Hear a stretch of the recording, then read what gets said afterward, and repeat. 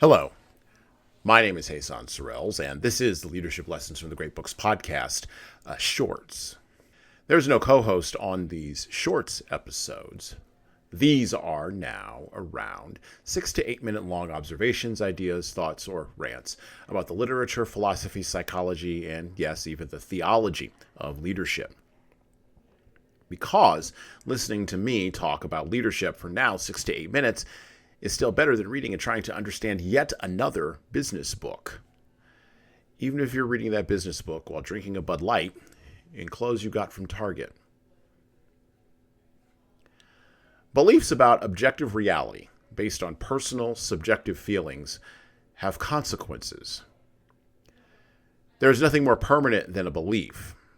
As the writer Nicholas Nassim Taleb wrote in the prologue to his 2007 best-selling book, Black Swan, The Impact of the Highly Improbable, and I quote, "You need a story to displace a story. Metaphors and stories are far more potent, alas, than ideas. They are also easier to remember and more fun to read.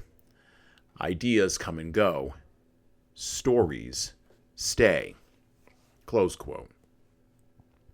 Ah, Nassim Taleb, you sweet summer child. In the world before 2020, one could engage in such an argument as Nassim Taleb just did in that piece, because the last vestigial smoke of classical discourse was wafting through the postmodern world. But as the mighty bulldozer of deconstructionism, the act of tearing down institutions, systems, identities, and people, even words about people, without replacing those things that have been destroyed with anything else, as that mighty bulldozer has continued swinging and wrecking apace in the West in general, and in the United States in particular over the last 15 years, a glaring and insurmountable problem has been revealed that would have been obvious if the people swinging the wrecking ball hadn't been so consumed by drunken hubris and overweening arrogance. If they had just listened to the lessons from stories.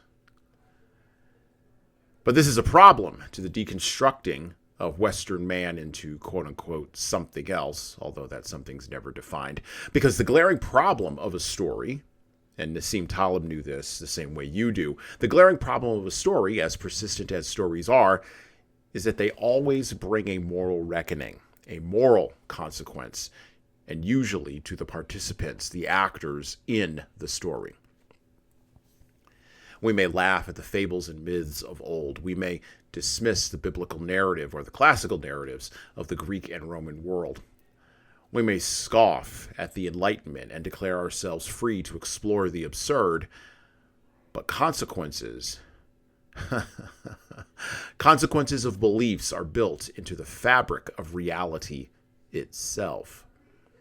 But the people who created those fables, myths, and narratives, who teased from the fabric of reality a dawning understanding of the building blocks of creation itself, the people who tried to build and maintain institutions and systems in order to complete the work of the transcendent on earth, the people who did all that knew that beliefs, based on personal experience and subjective emotion, result in consequences. And that those consequences can lead to catastrophe and chaos far beyond the ability of people to address them in either the emotional, the material, or the psychological. Unfortunately, and this is why I do this podcast, we aren't reading those books, exploring those fables, telling those myths, or protecting those systems nearly as vigorously or as competently as we should be. The work of leadership is to tell stories that challenge beliefs based on personal experience and subjective emotions, expose those beliefs to the light of reason and competency, and dismiss those beliefs based on the merits of the beliefs themselves. This leadership work requires clarity, candor, and above all in our day, the courage to avoid an appeal to clicks or an appeal to wielding power by riling up a belief-driven mob. And well, that's it for me.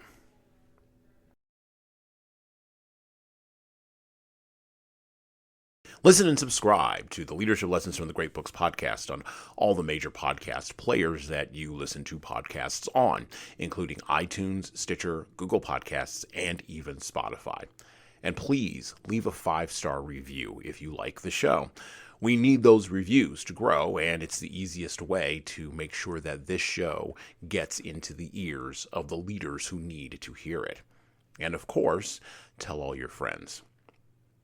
If you want to get started on the leadership path, HSCT Publishing's products and services can help your team do that.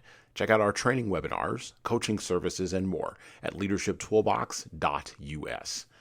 We also have a video-based subscription service, that's software as a service, that can help your team become better at the individual level. 60 modules and over 100 hours of video and written content for you at LeadingKeys.com. That's LeadingKeys.com. We've also got books that will help you and your team grow.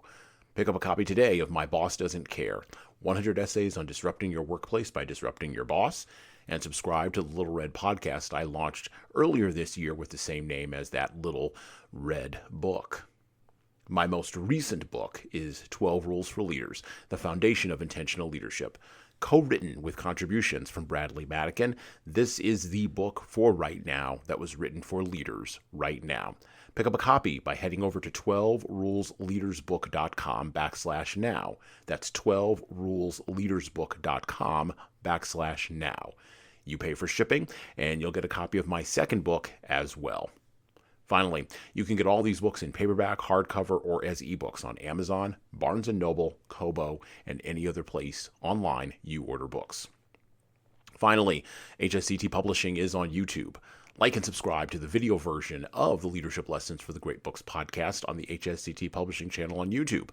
Just search for HSCT Publishing and hit the subscribe button. You'll get our weekly video updates, which is the video version of this podcast. And, of course, you're going to want to subscribe to my other podcast. That's right, I do more than one.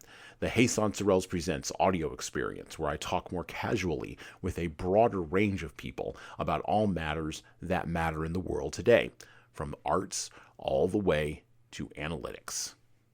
All right, that's it for me.